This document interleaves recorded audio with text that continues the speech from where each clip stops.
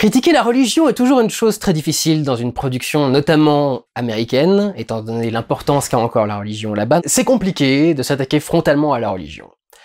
Une des rares personnes à faire ça aux États-Unis, et à faire ça jusqu'à dans sa boîte de production, c'est Ridley Scott, avec sa société Scott Free. Ridley Scott est quelqu'un qui est plutôt anti-religieux. Depuis la mort de son frère, j'ai l'impression que ça le travaille 10 000 fois plus qu'avant. C'était quelque chose qui était en filigrane dans ses films jusque-là. À partir du moment où Tony Scott est mort, il s'est mis à vraiment être à fond dans la religion, et beaucoup trop, et vraiment de façon pas très subtile, on va dire.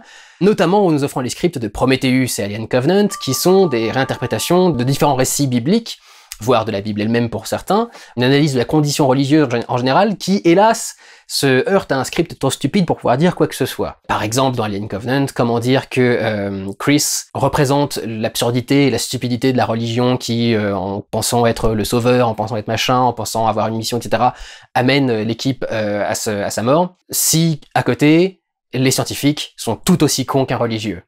Comment veux-tu que ça fonctionne? Ça ne peut pas. Donc, c'est vrai que ça a toujours été un peu compliqué pour Ridley Scott, et là, il débarque avec une série qui n'a pas été écrite par lui. Il a réalisé que les 2 premiers épisodes de cette série. C'est marrant parce qu'on présente vraiment cette série comme la série de Ridley Scott alors qu'il a quasi rien à voir avec le truc. C'est pareil de The Servant de iTunes, qui est la série de M. Night Shyamalan. Le gars n'a rien écrit, il a juste réalisé un épisode. Qui te sortent des trucs comme ça pour essayer de faire la promo de certaines séries en disant « Oh, c'est lui qui a imaginé tout le truc !» Pas vraiment. Disons qu'avec Ridley Scott, il y a un truc un peu différent parce que c'est sa société Scott Free qui a fait la série. Et il y a beaucoup de choses dans le design qui semble un petit peu récupéré de Prometheus et d'Alien Covenant.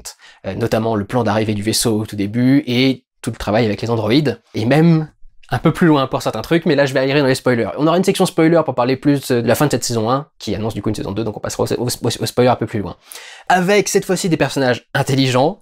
Vous pouvez pas savoir à quel point c'est agréable quand même de voir Ridley Scott refaire des personnages intelligents. C'est chaque fois qu'il y a un truc surprenant, les personnages le disent. Tiens, c'est surprenant ça. Comment ça se fait? J'ai pas encore de réponse pour l'instant. Il faudra qu'on enquête sur ça pour savoir. Très bien, si tu veux. Au moins, vous avez admis que vous avez fait un truc complètement débile à un moment, ou qu'il y a un truc qui est surprenant, ou qui a pas de sens, et vous en parlez, et vous essayez de résoudre le truc, etc. Très bien. Ça soulage tellement. Mais alors, l'histoire est tellement tarabiscotée, et ça va tellement reprendre certains récits bibliques qu'arrivé à la fin, je suis toujours pas capable de dire si c'est une série anti-religion ou pro-religion. Ou entre les deux. J'ai beaucoup d'éléments anti-religion.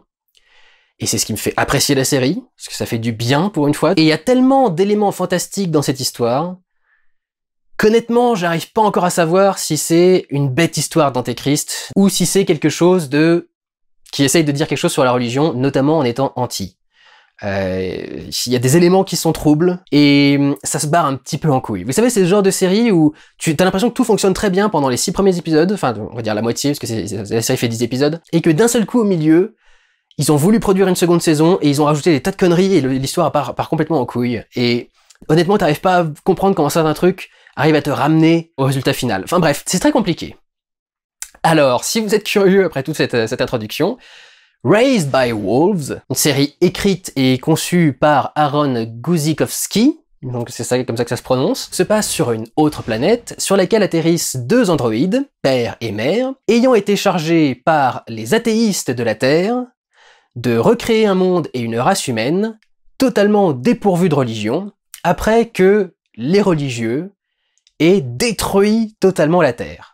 Il y a tout un tas de conflits entre les athéistes et les religieux. Il n'y a plus qu'une seule religion qui s'appelle la religion mithraïque, qui, si vous... Alors, je m'y connais pas du tout en théologie, mais la religion mithraïque, c'est celle qui précédait le christianisme. Grosso modo, c'était la religion de Rome, et toute l'histoire tourne autour, en partie, de Romulus et Rémus, les frères qui ont fondé Rome, et qui ont été élevés par une louve.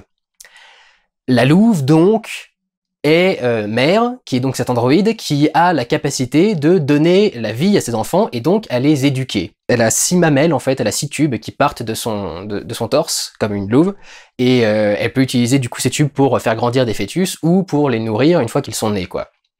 Et comme évidemment c'est un androïde à la Ridley Scott, elle a du lait partout à l'intérieur, donc, etc. Donc vous voyez un petit peu tout le délire. La Terre n'a pas juste envoyé 2 androïdes pour aller créer un monde athéiste quelque part, il y a aussi tout un tas d'arches qui ont été créées par des religieux ou par des non-religieux, dans lesquelles des gens sont partis vivre pour essayer de perpétuer l'espèce humaine d'une autre façon et ailleurs dans la galaxie. En début de série, une arche va donc arriver au-dessus de là où mère et père se sont installés avec leurs enfants, qui eux, petit à petit, et à cause de cet environnement assez délabré, etc., sont morts de maladies et de diverses choses, à l'exception d'un seul qui s'appelle Campion. Et mère va plus ou moins péter un câble, notamment parce que c'est sa mission d'élever ses enfants en tant qu'athée et non pas en tant que religieux, donc quand les religieux arrivent, c'est forcément c'est une catastrophe. Et donc elle va faire s'échouer leur arche sur le monde, elle va la détruire. Et récupérer les enfants qui étaient sur l'arche pour en faire sa nouvelle famille et les éduquer. Sauf que du coup, elle récupère des enfants qui sont fondamentalement élevés comme des religieux pour les élever comme des athéistes. Et de son côté, son fils, qui lui est athée, d'un seul coup est confronté à la religion, alors que déjà de base ayant une vie extrêmement difficile, évidemment il a commencé à développer certaines croyances, certains espoirs, certains fantasmes.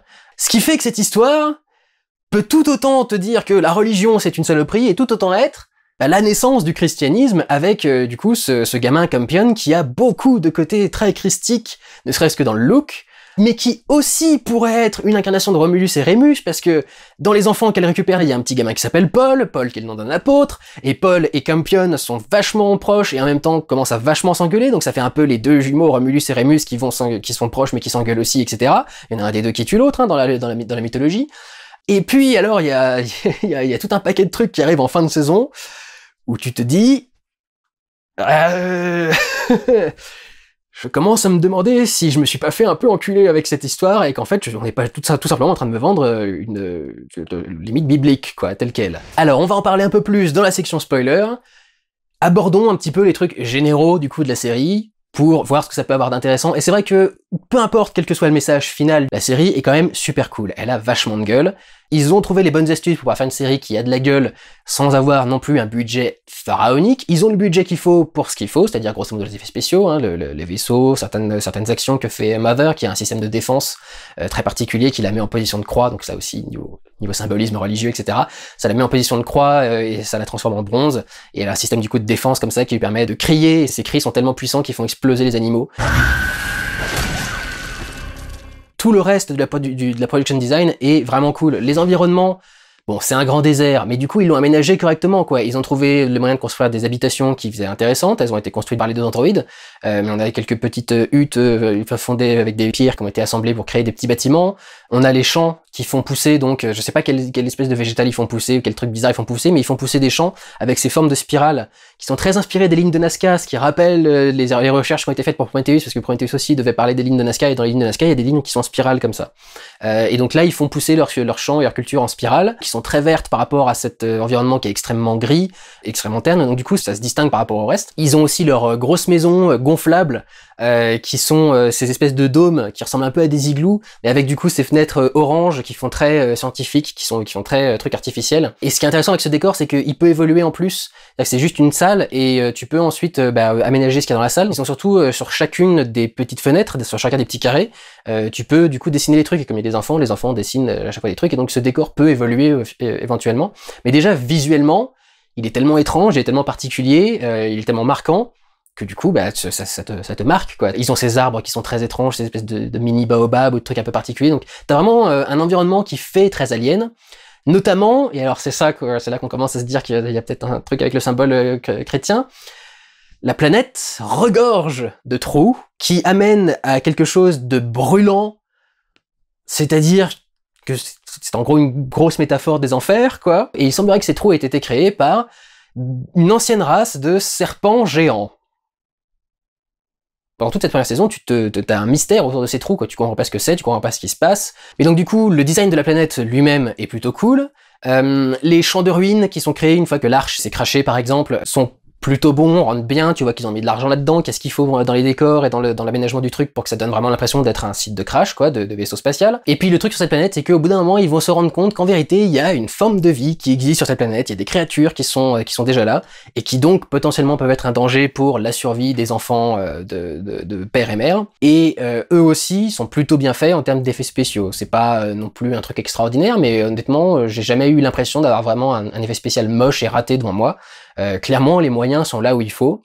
Les religieux, ils ont des droïdes médicaux qui ont des looks absolument géniaux. Alors on en voit un peu partout des droïdes médicaux. Il y en a un qui est génial sur Terre avant qu'ils arrivent à s'échapper, parce que c'est un droïde médical. Mais du coup, quand il soigne, ses mains sont des mains de femme. Il a des doigts de femme, il a des bagues un peu partout, il a les ongles qui sont faits, etc. C'est très étrange, cet androïde avec cette tête d'androïde, mais ses mains extrêmement féminines et humaines. Et il y en a un autre qu'on retrouve un peu plus loin dans la série, à un moment où Mère a besoin d'être soignée. Le rôle est très très cool, le personnage est assez sympathique, assez appréciable, ça marche plutôt bien. Le style global est pas très vivant, on va dire, c'est beaucoup d'images désaturées, c'est beaucoup de nuances de gris, c'est même les couleurs, il y a des endroits qui ont des petits trucs de couleurs, genre les igloos avec orange là. Mais grosso modo, c'est quand même plutôt des teintes marron, grisâtres, ce qui est pas non plus le truc le plus funky du monde, mais qui aide à rendre une certaine esthétique, quelque chose d'assez épuré, qui va encore plus être travaillé au fur et à mesure que les épisodes avancent. Je crois que, il me semble que vers la fin, il y a une tempête plus ou moins qui débarque, et du coup, on commence à avoir beaucoup d'atmosphères extrêmement encombrées, chargées de poussière, chargées de trucs dans ce genre-là. Ça amène du coup des dégradés de couleurs qui sont vachement intéressants, des effets assez éthérés avec les décors qui marchent plutôt bien. Donc c'est vrai que visuellement, il y a quelque chose qui est très agréable avec cette série en général. Il y a vraiment un travail d'ambiance global qui marche très bien. Cet étalonnage l'aide beaucoup, mais le générique, par exemple, le générique est très éthéré, dépressif, très négatif. Il y a cette espèce d'effet peinture dessinée qui ressemble d'ailleurs à l'effet de peinture du logo Scott Free, c'est rigolo. Peut-être un symbole. Il y a beaucoup d'images qui sont magnifiques, avec évidemment ça reprend l'iconographie de Mère en forme de croix, mais il y a tout un tas de trucs qui sont très très beaux dans le générique. C'est une série qui va se permettre beaucoup de scènes qui sont vraiment basées sur l'esthétique, sur le ressenti, etc., sur des choses qui sont très visuelles. Il y a toute une scène où deux personnages copulent. Et je suppose qu'il doit y avoir un double sens dans ce qui est utilisé, mais il y a d'un seul coup un liquide blanc qui envahit absolument toute la pièce, qui tombe sur tous les murs, etc., et qui tombe sur les personnages.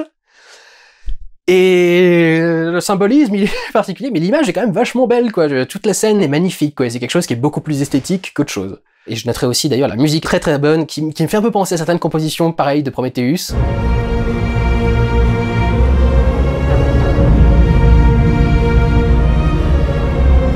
Qui mettent une très très bonne ambiance à toute cette série et qui permettent à tout ça de très bien fonctionner. En termes de personnages, les plus intéressants et les plus attachants, à mon sens, sont Père et Mère. Tous les deux. Père, il a presque un côté un peu martyr en fait. Tu le plains un petit peu parce qu'il s'en prend tellement plein la gueule pendant toute la série, mais il a aussi beaucoup de réflexions intérieures qui sont très très intéressantes, très humaines.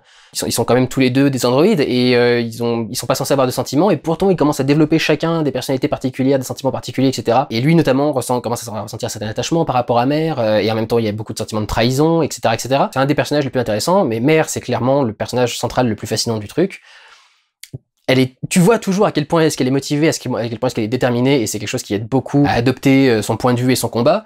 Moi j'ai envie de dire que naturellement j'ai adopté son point de vue et son combat, c'est une athéiste forcenée, et elle fait ça avec sa voix de droïde, quoi, c'est-à-dire une voix extrêmement plate, monocorde, t'as l'impression que les choses l'attirent pas du tout, et en même temps tu sens des émotions en dessous, sous-jacentes, et sa progression psychologique à elle est une des plus intéressantes de toute la série, y compris quand elle pète des câbles et qu'elle fait un peu, qu'elle fait des trucs assez atroces. Elle est quand même toujours assez fascinante à suivre et t'as envie de la voir arriver jusqu'au bout. Il y a deux symboles très religieux qui entourent Mother. C'est d'abord il y a le cri du coup qui fait exploser les personnes, qui a à côté du coup la voix divine. Il y a des histoires comme ça, genre la voix de Dieu est tellement puissante et incompréhensible pour l'humain que ça le ferait exploser. Dans Dogma il y a ça aussi. Ça fait un peu genre la voix de Dieu, le cri de Dieu. Et il y a le fait que pour rentrer dans ce mode de défense particulier, elle a besoin de ses yeux d'origine. Elle a d'autres yeux d'Android qui désactivent ces fonctions-là, mais si elle a ses yeux d'origine, elle peut passer en mode dans ce mode-là comme elle veut.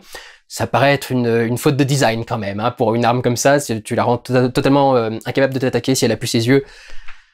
C'est un peu con, mais c'est vrai qu'en principe tu devrais pas pouvoir l'approcher. Les yeux sont le miroir de l'âme. C'est quand dans certaines religions on ouvre un troisième œil qui se trouve ici, enfin et même dans le christianisme, le Dieu est représenté par un œil, etc. Enfin bon bref. Les yeux sont très importants et donc ça fait deux symboles très religieux qui entourent Mother. Et il y a l'argent sur les effets spéciaux pour rendre ça, c'est clair.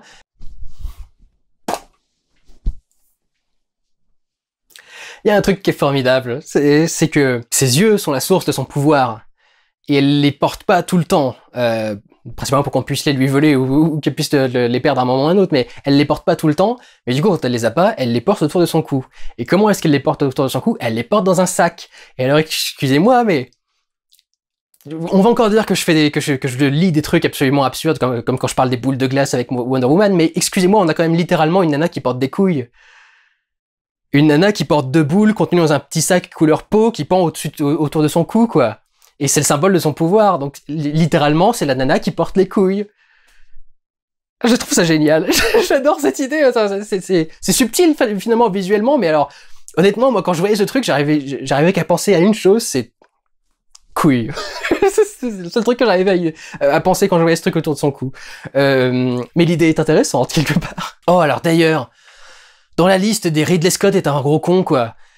On te montre cette meuf, quoi, donc son design avec son truc spécial qui attaque, etc. Et tout le monde demande à Ridley Scott, bah évidemment, on vous demande quand même pour confirmer, mais votre robot, là, il est inspiré de Maria dans Metropolis. C'est quand même un peu évident, quoi. Elle est dorée, la forme qu'elle a sur la tête, ça fait un peu les lignes qui partaient sur le robot Maria, etc.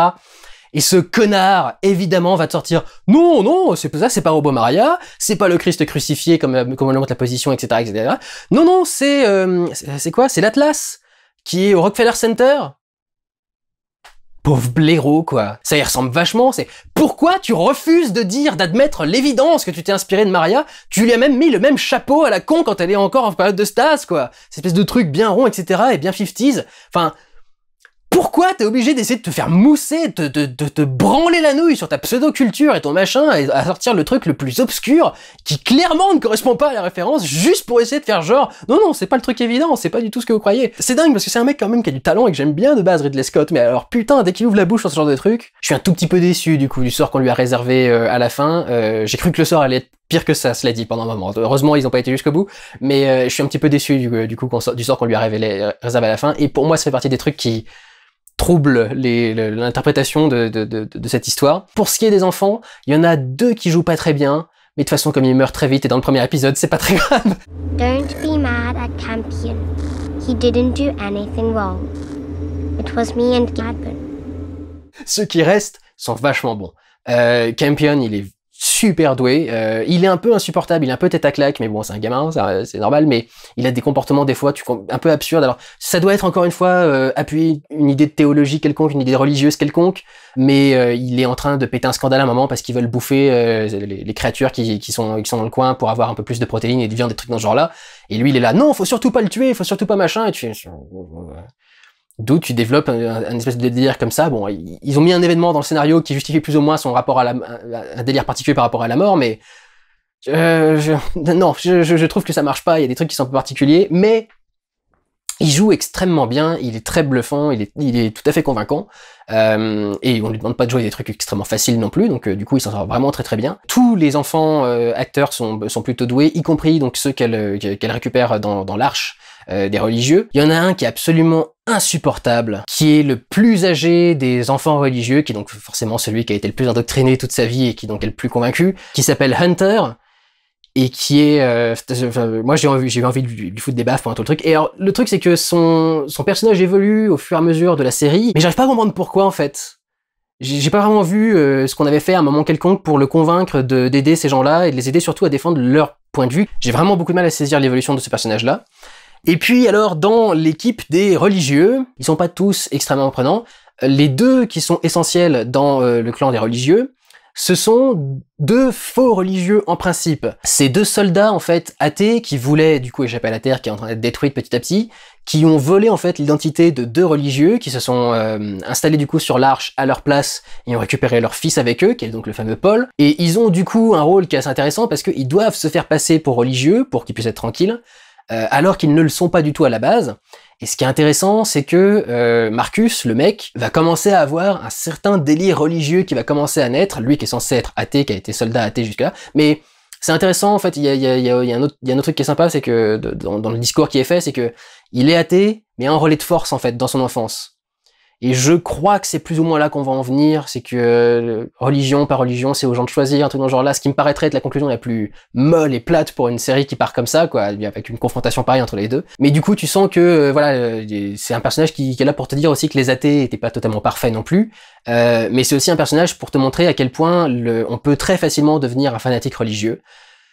D'un autre côté, étant donné ce qui se passe dans la série, c'est normal de devenir des fanatiques religieux, et en fait, ça va être mon principal problème avec une série comme ça qui est vachement de SF, vachement poussée pour essayer de faire un truc qui justement confronte la science et la religion, parce que c'est grosso modo ça en principe le truc. Après tout ça, toute cette ESF, tous ces trucs, cette mise en place de thèmes, etc., d'un seul coup, on te dump 3 tonnes d'éléments fondamentalement fantastiques. Et c'est là que ça commence un petit peu à foutre le trouble un peu partout. C'est-à-dire que par exemple Marcus, il devient pas juste fanatique religieux comme ça parce que d'un seul coup il a eu besoin d'une religion dans sa vie, parce que d'un seul coup il s'est convaincu lui-même, etc. Il fait ça parce que pour plusieurs personnages, il y a une petite voix qui leur susurre des trucs dans la tête. Tu vois des visions de certains des gamins qui sont morts et qui viennent hanter certains des membres du groupe, dont les droïdes qui en principe sont pas censés pouvoir, enfin, on pourrait pirater à la limite le truc d'un droïde, mais là t'as vraiment l'impression que c'est censé être un truc vraiment fantastique et surnaturel.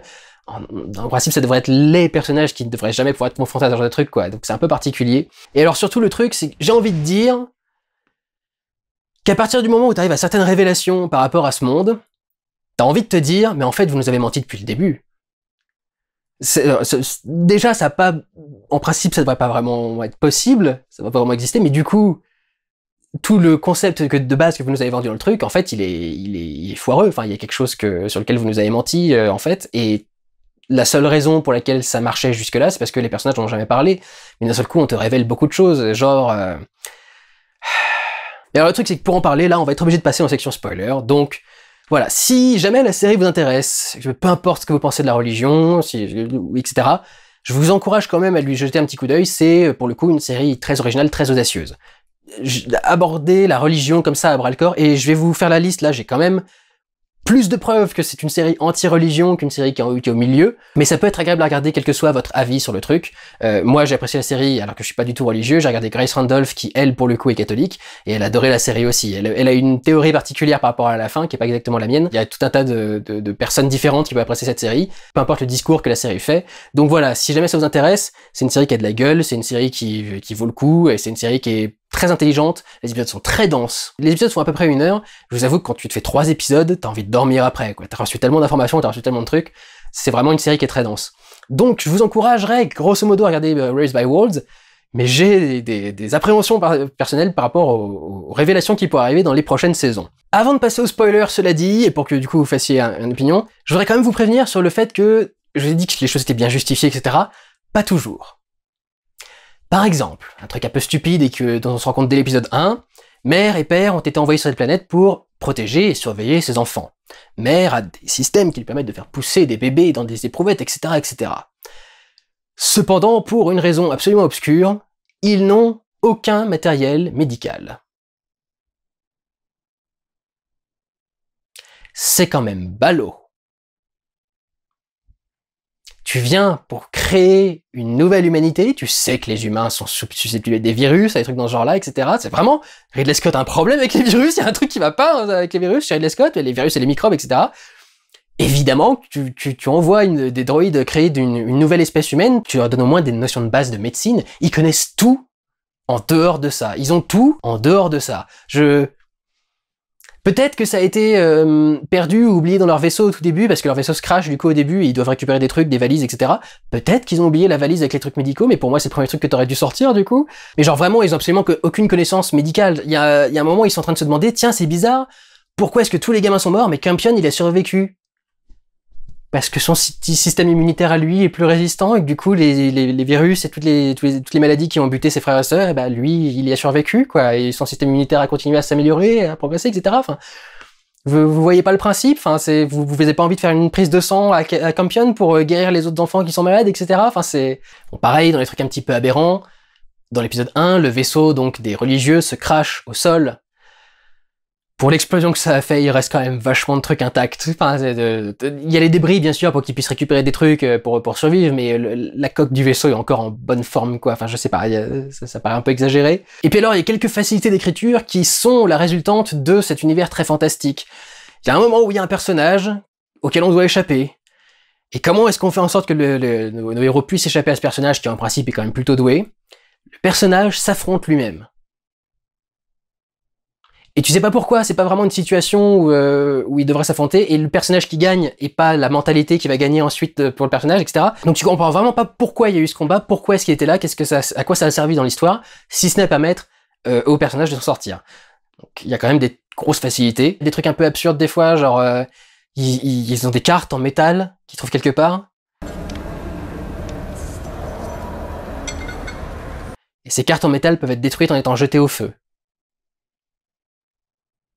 Du métal qui brûle quand tu le jettes au feu.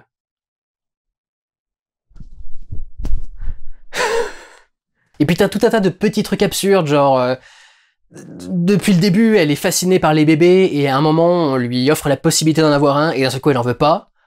Et tu fais quoi? Pourquoi est-ce qu'elle refuse? Enfin, c'est débile, ça va complètement à l'encontre de son personnage. On essaye de se débarrasser de quelque chose. Pour ce faire, on passe dans un des endroits les plus inhabitables et inhospitaliers possibles dans l'univers, à l'exception peut-être d'un trou noir, et malgré tout, tout le monde survit. Sans aucun problème. Mais, pour permettre à la saison 2 d'arriver, comme le truc s'est pas détruit finalement, ils pensent le laisser enfermer. Et la chose qui les a protégés jusque-là, qui fait qu'ils ont pas pu détruire cette chose au final, et qu'elle se retrouve enfermée dedans, et ben cette chose n'est pas suffisamment puissante pour retenir le truc à l'intérieur. Donc le truc après s'échappe. Et c'est pas logique. Avec la scène que vous venez de nous montrer avant, cette conclusion n'est pas logique. Il y a un truc qui va pas, ça se lie pas entre les deux. Ça marche pas. Passons donc maintenant à la section spoiler. Maintenant, si vous êtes ici, je considère soit que vous vous en foutez, soit que vous avez vu la série. Il y a un truc qui commence déjà à foutre un petit peu la merde dans tout ça, c'est quand on te révèle que Mother, eh ben on sait pas comment est-ce qu'elle a été créée exactement, parce qu'elle a pas été créée par un humain. On a reçu le schéma pour la construire, et c'est les religieux qui ont reçu ce schéma pour la construire. Donc toutes ces fonctions deviennent assez logiques, d'un coup, et alors ça pour le coup, je vous avoue, je l'avais pas du tout compris avant de lire les discours religieux d'autres personnes. Quand elle va dans la forêt, Mère tombe sur une des caisses de stase des religieux, qui les ont donc maintenus endormis en sommeil artificiel dans leur arche, ce qui est positif quand tu fais du voyage, mais qui donne aussi le sentiment que la religion est là pour t'endormir. Et à travers cette capsule, Mère se fait manipuler par quelqu'un. Difficile encore de voir qui. Est-ce que c'est un serpent? Pour l'instant, apparemment, il n'y a pas de serpents qui sont encore en vie, donc c'est qui? C'est voix qui parle. Toujours est-il que c'est en utilisant ce caisson de stase pour revisiter ses souvenirs et rencontrer son créateur. Ce qui est d'ailleurs une très bonne idée, l'idée qu'elle explore ses souvenirs avec le caisson de stase, c'est plutôt très bien trouvé, et ça permet de trouver une bonne justification scénaristique pour développer le passé du personnage à ce moment-là en particulier. Ça marche très très bien. C'est en utilisant ce caisson de stase qu'elle se fait manipuler et qu'il lui arrive quelque chose de négatif. Donc, cet objet créé par une religion lui a fait voir quelque chose qui pourrait venir d'elle, mais qui pourrait aussi avoir été entièrement créé juste pour pouvoir la manipuler, et ça a résulté en quelque chose de négatif. Donc, vas-y, on a section spoiler, le serpent qui naît de son corps à la fin. Donc si vous n'êtes pas au courant, si vous n'avez pas vu le truc, vous n'allez pas comprendre.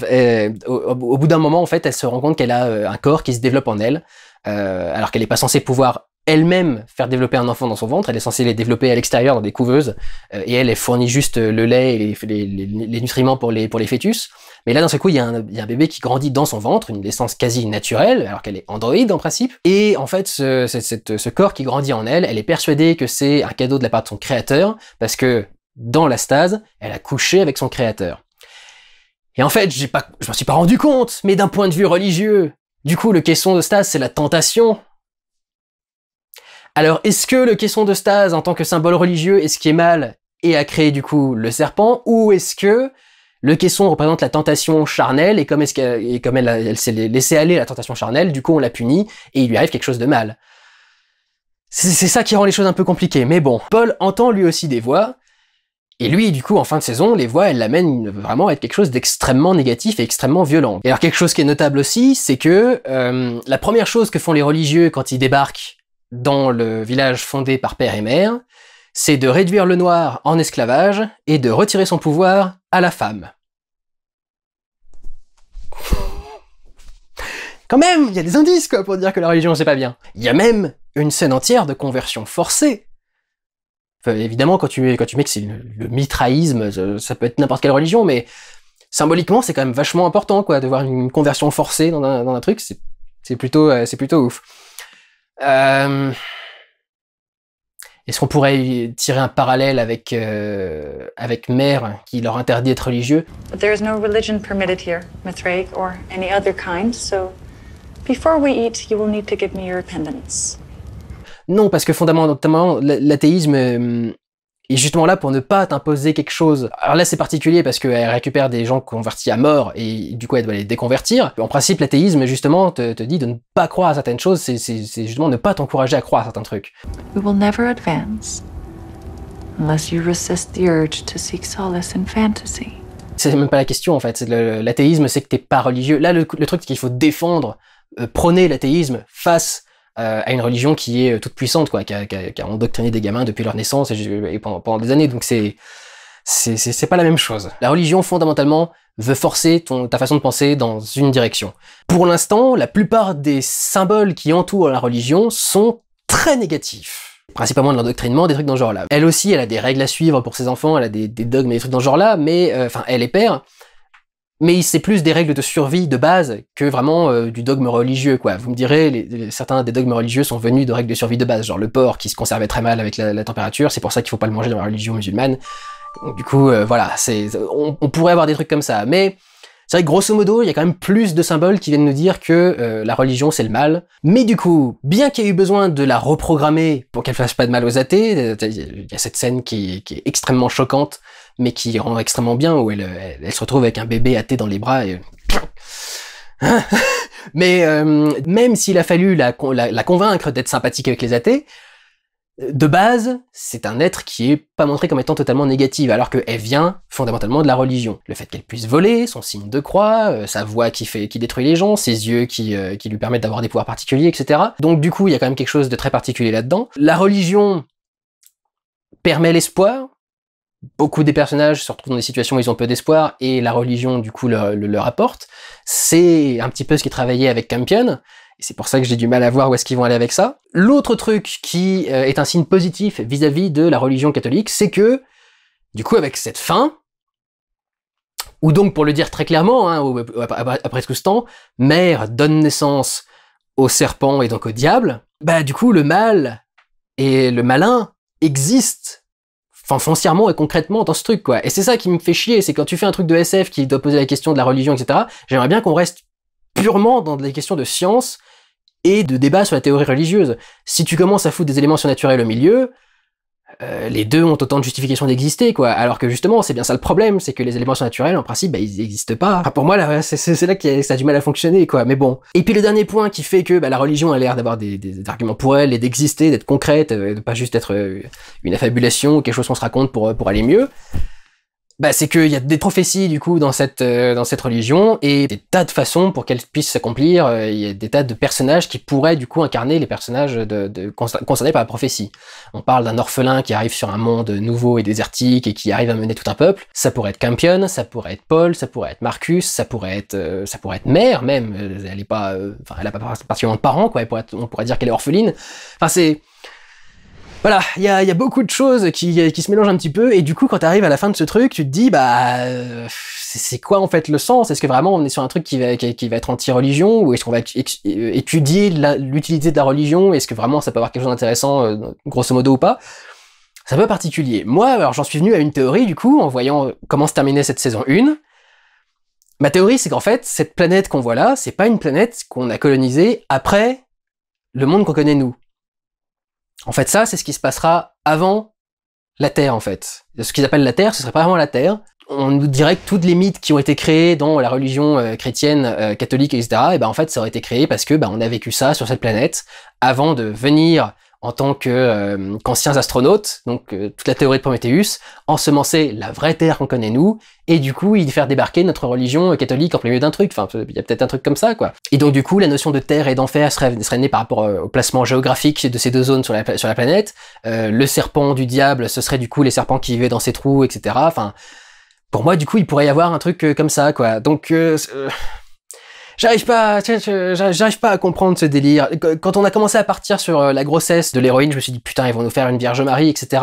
Et puis quand elle a fait naître un serpent, je me suis dit bon, alors déjà c'est repris de Prométhéeus, mais alors du coup en fait non, elle nous fait naître l'antéchrist, elle nous fait quasiment naître le diable lui-même en fait, c'est ça le délire. Donc je vous avoue que la fin, ça m'a un petit peu décontenancé et même un petit peu énervé en fait. Quand on arrive à ces trucs-là, pour moi on part vraiment trop en couille quoi, surtout avec le serpent qui vole et tout, enfin bon bref. Et c'est là que je dis que, vous savez, on a l'impression que la série progressait bien puis que d'un seul coup elle est partie en couille. Pour moi le pod c'était juste une façon de la confronter à la notion de créateur en fait, et du coup de travailler à la notion de créateur.